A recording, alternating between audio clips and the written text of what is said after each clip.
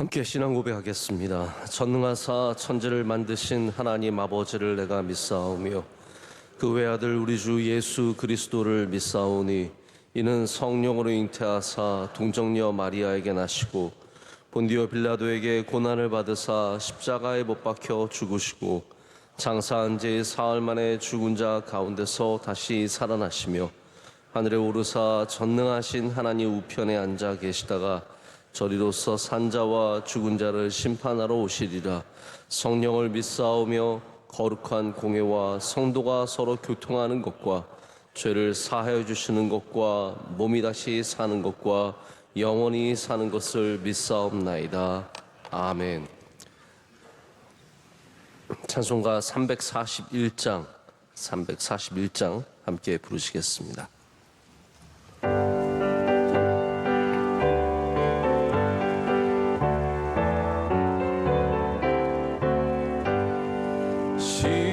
십자가를 내가 지고 주를 따라갑니다.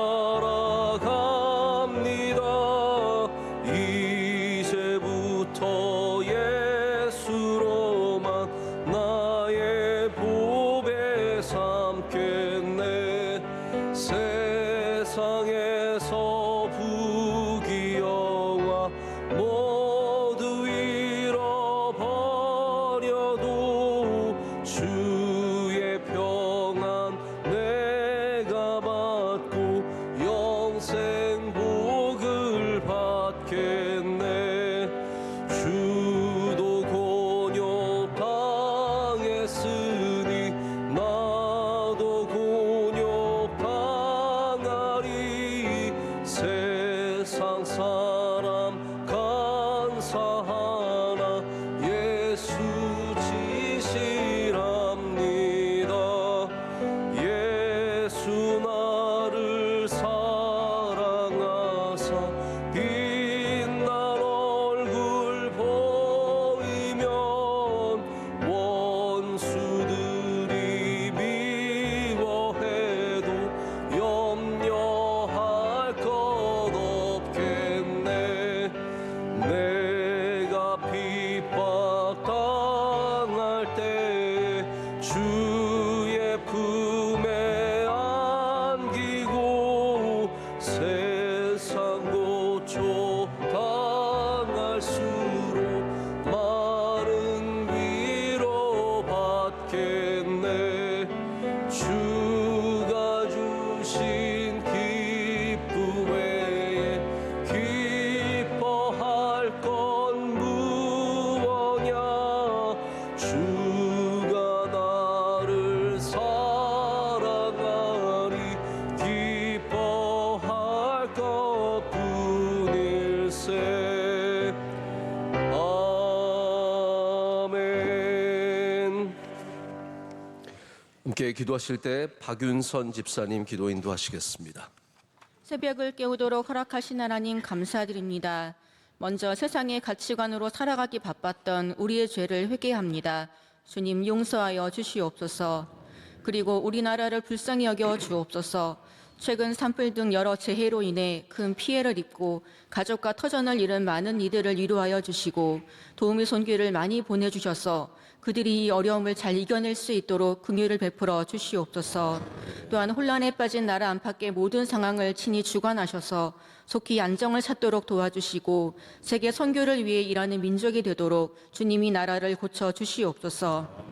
담임 목사님 영육의 강건함 주시고 영적 생수의 강이 넘치는 말씀 전하게 하시며 원로 목사님 선교 일정 중에 계십니다. 모든 일정이 순적하게 진행되도록 도와주시고 비전사역, 군사역들 넉넉히 감당하시도록 주님 지켜주시옵소서. 명성교회에 맡겨주신 방송선교, 학원선교, 병원선교, 군선교, 교정선교, 장학선교, 개척선교, 국내외 선교사역들이 주님 뜻 가운데 온전히 이루어지도록 도와주시옵소서. 그리고 군 복무 중인 군 장병들, 해외 유학생들, 질병 등 어려움 가운데 있는 성도들을 친히 살펴주시고 잘 이겨낼 수 있도록 함께하여 주시옵소서. 사순절과 블레싱 대신방 기간입니다. 영적으로 더욱 깨어있게 하시며 신방 많은 가정들마다 은혜 가득하도록 주님 동행하여 주옵소서. 말씀 전하시는 담임 목사님 성령의 두루마기로 입혀주시며 선포된 말씀을 잘 듣도록 우리의 마음과 귀를 열어 주옵소서. 예수님의 이름으로 기도드립니다. 아멘. 함께 보실 말씀은 마태복음 22장 34절에서 40절 말씀입니다. 마태복음 22장 34절에서 40절 말씀입니다. 이 말씀 한 절씩 교독하시고 40절 함께 읽겠습니다. 예수께서 사두개인들로 대답할 수 없게 하셨다 함을 바리새인들이 듣고 모였는데, 선생님, 율법 중에서 어느 계명이 크니까?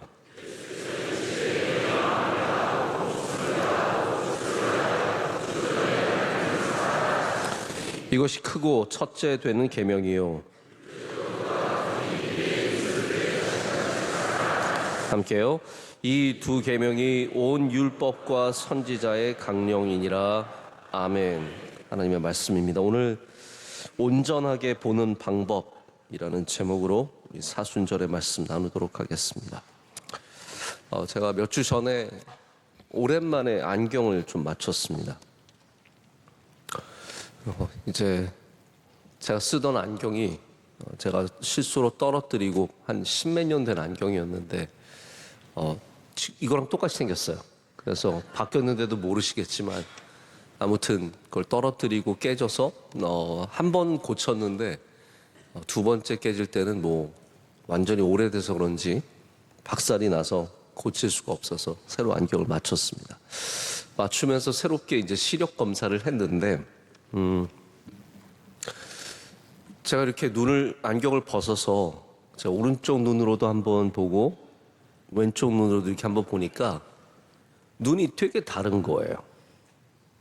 저는 그냥 얼추 비슷할 줄 알았는데 오른쪽 눈으로 보면은 글씨가 아주 작아 보이고요.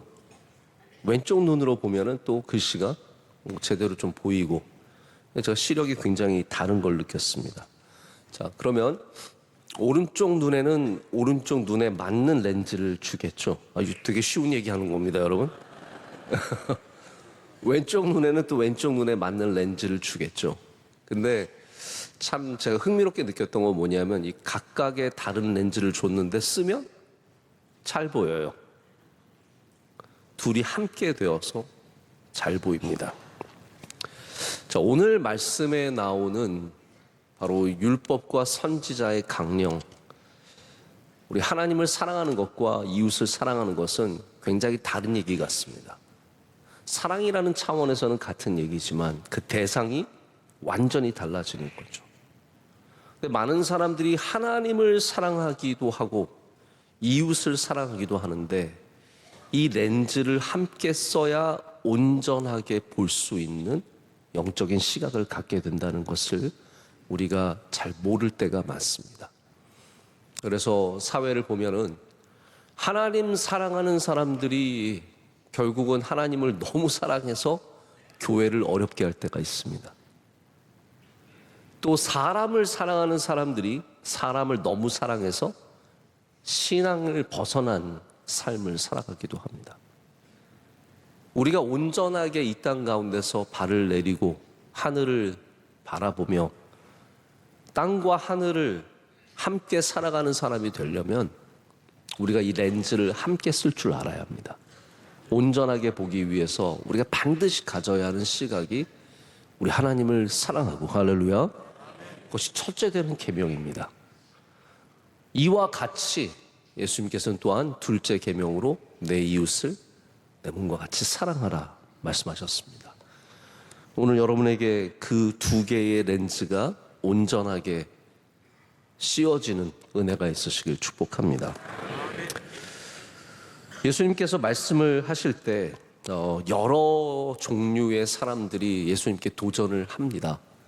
와서 말씀만 듣고 가는 게 아니라 유대인들은 이렇게 묻고 답하는 그러한 방식의 교육이 원래부터 있었고 예수님께서 가르치실 때 와서 공격하는 사람들이 있었습니다.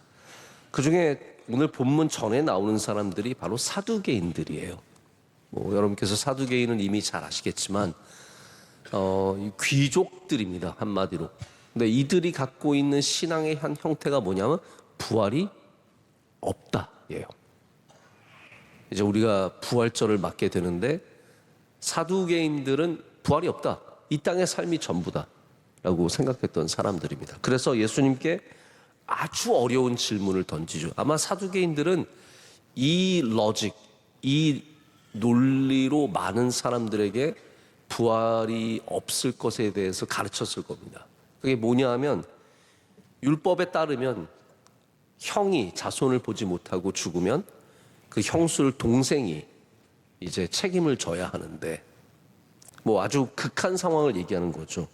여기 여러 명의 형제들이 있는데 그 형이 죽고 또 형이 죽고 또 형이 죽으면 나중에 천국에서 누구 아내냐, 생각해 보세요. 여러분, 굉장히 복잡해지잖아요. 여러분 같으면 누구 아내라고 말씀하시고 싶으세요?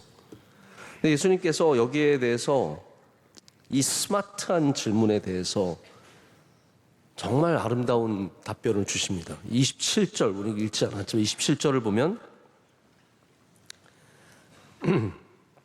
거기서부터 이제 쭉 시작되는 질문들 가운데 29절입니다. 죄송합니다. 29절을 보면 한번 다 같이 읽을게요. 예수께서 대답하여 이르시되 너희가 성경도 하나님의 능력도 알지 못하는 거로 오해하였도다. 네. 아멘. 그러니까 우리가 하나님을 너무 우리의 머리로 판단한다는 거죠. 여러분, 부활절은 부활을 믿는 믿음으로 맞을 때 부활절의 능력이 있습니다. 행사로 맞지 마시고 우리 부활절을 통해서 다시 우리 모두가 부활의 소망을 반드시 갖기를 원합니다. 이 부활절이 너무너무 중요합니다. 그냥 계란 하나 받는 그러한 날이 아니고 행사 있는 날이 아닙니다. 우리 신앙의 가장 핵심적인 가치가 부활에 있기 때문에 우리가 부활을 떠나서는 신앙을 가질 수가 없습니다. 예수님께서 그 부활의 가능성에 대해서 우리에게 말씀해 주시는 것은, 하나님과 성경을 우리가 제대로 알지 못하고 그 능력을 신뢰하지 못하면 우리 부활을 절대로 인정할 수 없다는 겁니다. 여러분, 하나님의 능력을 꼭 아셔야 합니다. 하나님은 부활을 가능하게 하시는 분이십니다. 이건 절대로 우리의 논리, 우리의 생각으로는 불가능한 일이지만 하나님의 능력으로는 가능하다는 거죠. 자, 이 말씀으로 이제 사두개인들이 입을 다물고 물러가게 됩니다. 그러자 이제 다음 타자가 등장하는 거죠. 그들이 바로 바리새인들이었습니다. 34절 보면 사두개인들로 대답할 수 없게 하셨다 함을 듣고 바리새인들이 듣고 모였다는 거예요. 예수님께 공격하기 위해서 이제 바리새인들이 모여서 그 중에 한 율법사가 질문을 던집니다. 여러분, 율법사는 누구입니까? 그냥 바리새인 정도가 아니라 율법을 가장 많이 알고 있는 사람입니다. 지금도 우리나라가 이런저런 일세, 요즘에 제가 TV를 보면은 변호사들이 많이 나오셔서 법에 관련된 분들이 많이 나오셔서 이런 일들에 대해서 언급을 하십니다. 우리가 그런 분들을 의지할 수밖에 없는 게 누구보다도 법을 잘 알고 있으니까요. 그분들이 말하는 그런가 보다라고 이해를 하잖아요. 율법에 대해서는 율법사가 바로 그런 역할을 하는 겁니다.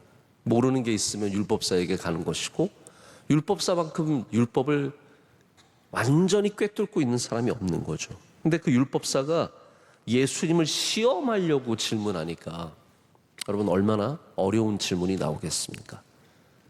얼마나 고민한 질문이 나오겠습니까? 여러분, 제가 이제 성경을 여러분 중에 저보다 더 많이 아시는 분들도 계시겠지만, 이제 우리 아이들과 성경 퀴즈를 하면, 제가 만약에 우리 영민이는 가끔 저한테 자기 전에 성경 퀴즈 해달라고 하거든요. 근데 걔가 원하는 건 뭐냐면 지가 아는 걸 묻길 원하는 거예요.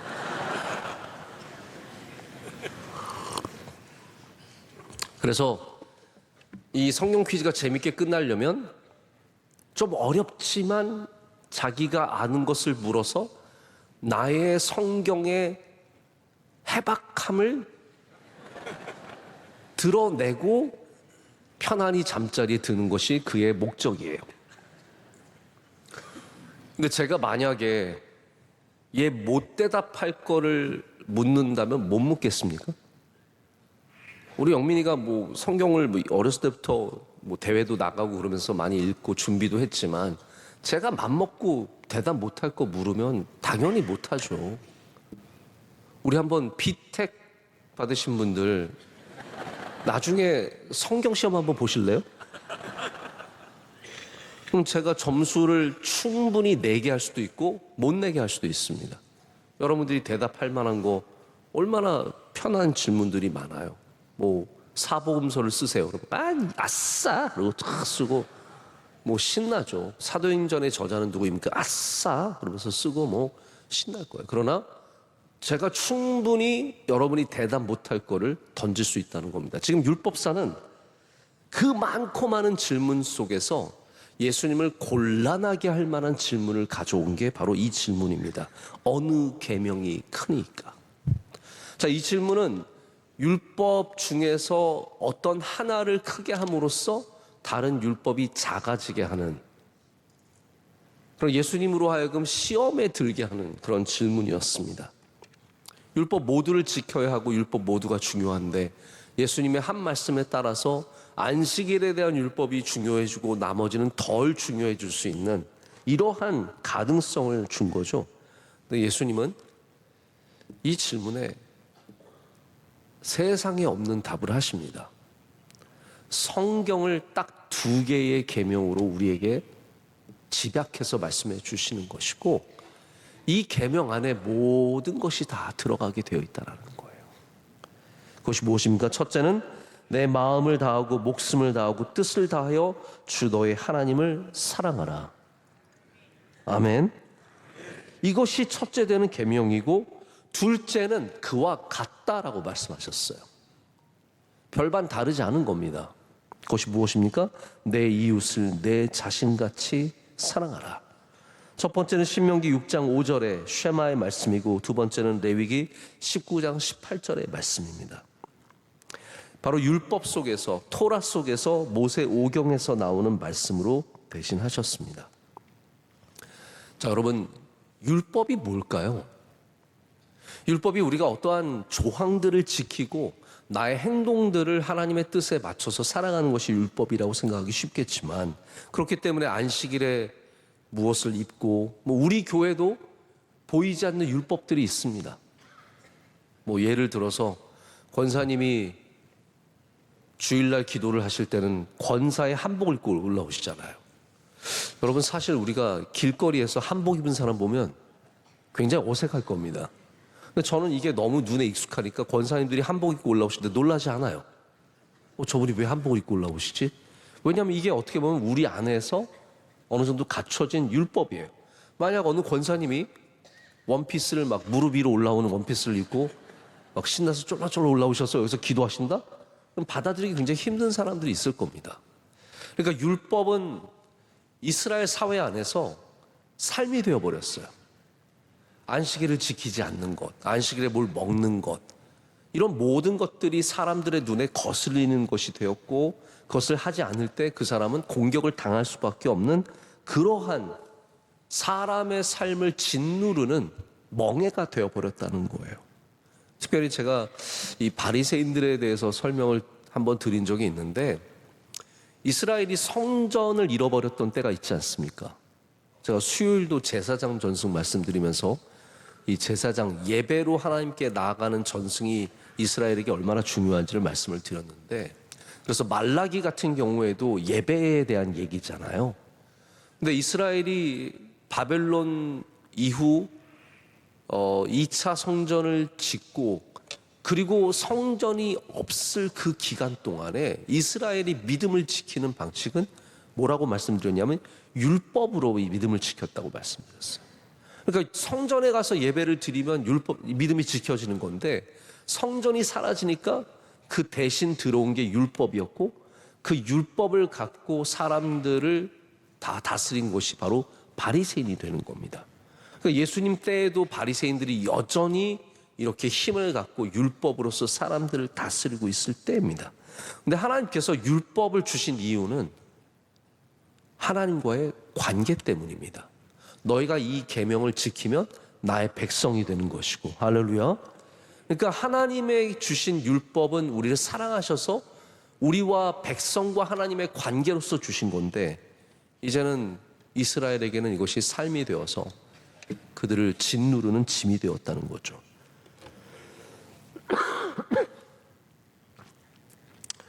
예수님께서는 오늘 이 두 개의 계명을 통해서 율법이 사랑이다라는 것을 가르쳐 주시는 겁니다. 여러분, 율법은 사랑입니다. 첫째는 하나님을 사랑하는 것이고, 이와 같이 둘째는 이웃을 사랑하는 겁니다. 여러분, 우리의 신앙생활 속에서 가장 중요한 고백이 무엇일까요? 주님 사랑합니다. 이게 우리에게 있는 가장 중요한 고백입니다. 주님, 내가 얼마만큼 뭘 했습니다가 아닙니다.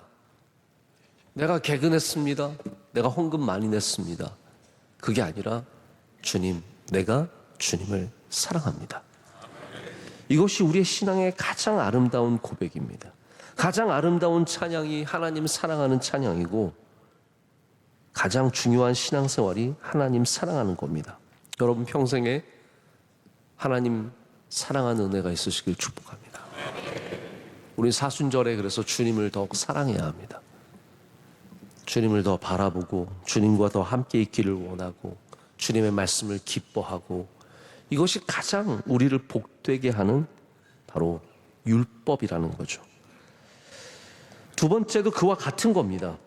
첫째와 둘째는 다른 것이 아니라 같이 가는 거예요. 물론 제 믿음에는 하나님 사랑하는 것이 더 중요합니다. 그래서 어쩌면 예수님도 하나님 사랑하는 것을 먼저 말씀하셨을지 몰라요. 그런데 중요한 건 뭐냐면 이게 같이 가야 된다는 거예요. 이웃을 사랑하는 것이 같이 가지 않으면 안 된다라는 겁니다. 제가 처음 말씀드렸던 안경 이야기로 좀 돌아와 볼까요?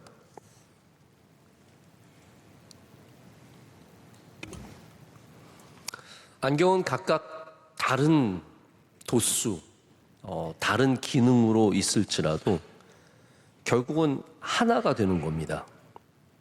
이웃을 사랑하는 것은 하나님 사랑하는 것보다 덜 중요하게 느껴질 수 있습니다. 그런데 우리가 이웃 사랑이라는 렌즈를 끼지 않고서는 올바른 신앙을 절대로 가질 수 없습니다. 자, 눈에 대해서 좀 더 심각하게 말씀을 드리자면, 여러분 주시가 있다는 거 아세요? 주시는 뭐냐면 우리 사격할 때 남자분들은 군에 가서 주시를 찾으셨을 거예요. 사격할 때 한쪽 눈으로만 봅니다. 한쪽 눈으로 보는데 내 손가락을 앞으로 내놓고 내 손가락이 변하지 않는 위치에 있는 게 주시예요. 네? 사람도 다 주시가 있습니다. 저는 저의 한쪽이 주시입니다. 그쪽으로 보고 쏘게 돼 있는 거예요. 우리의 주시는 하나님이에요. 하나님 사랑하는 겁니다. 그런데 우리가 온전하게 보려면 두 눈을 떠야 되잖아요. 그 두 눈에 어쩌면 주시만큼 중요하진 않지만 우리를 온전하게 보게 하는 것은 바로 우리 이웃을 사랑하는 바로 그 시선이라는 겁니다. 여러분, 제가 좋은 목사가 되는 게 말씀만 열심히 전하고 예배만 지키면 그런 좋은 목사가 될 수 있겠습니까? 온전한 그리스도인이 되려면 반드시 이웃을 사랑하는 그 발걸음을 함께 하지 않으면 온전한 그리스도인, 건강한 그리스도인이 될 수가 없습니다.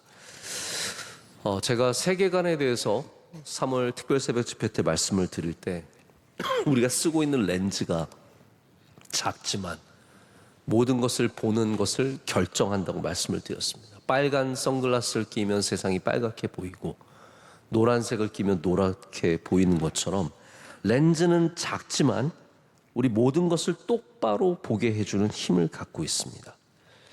여러분이 이 세상에서 똑바로 보려면 예수님 사랑해야 합니다. 이웃을 함께 사랑해야 합니다.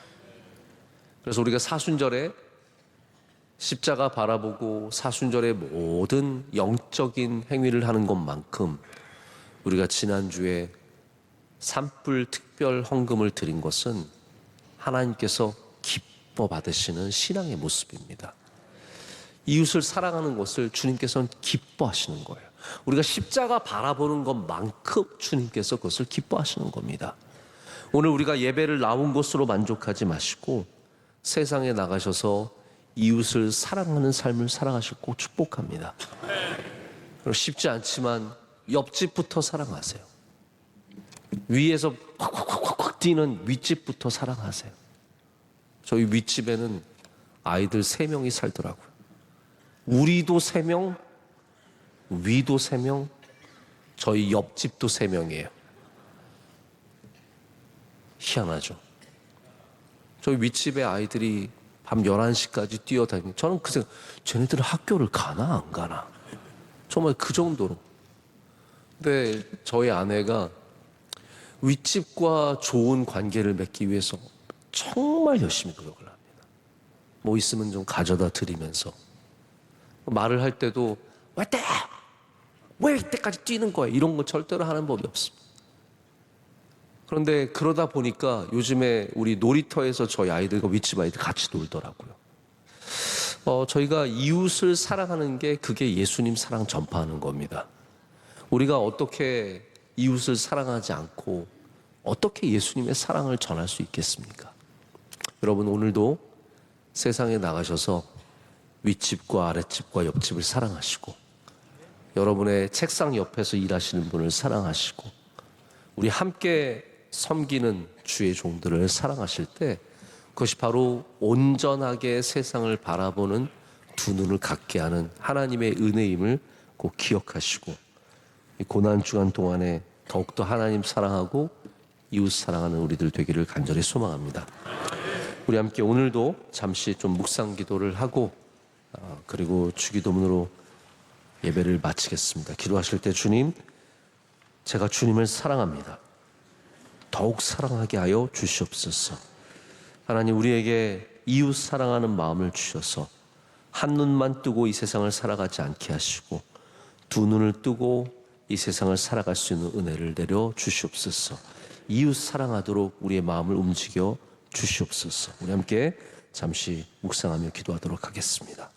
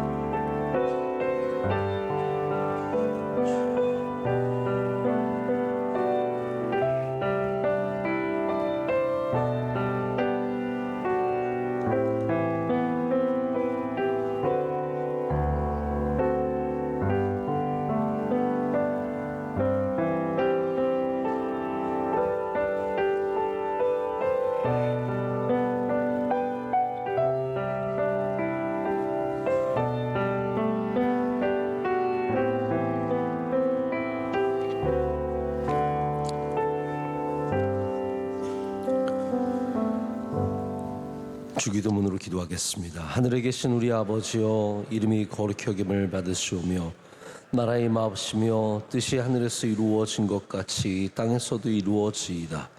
오늘날 우리에게 일용할 양식을 주시옵고 우리가 우리에게 죄 지은 자를 사하여 준 것 같이 우리의 죄를 사하여 주시옵고 우리를 시험에 들게 하지 마시옵고 다만 악에서 구하시옵소서. 대개 나라와 권세와 영광이 아버지께 영원히 있사옵나이다. 아멘.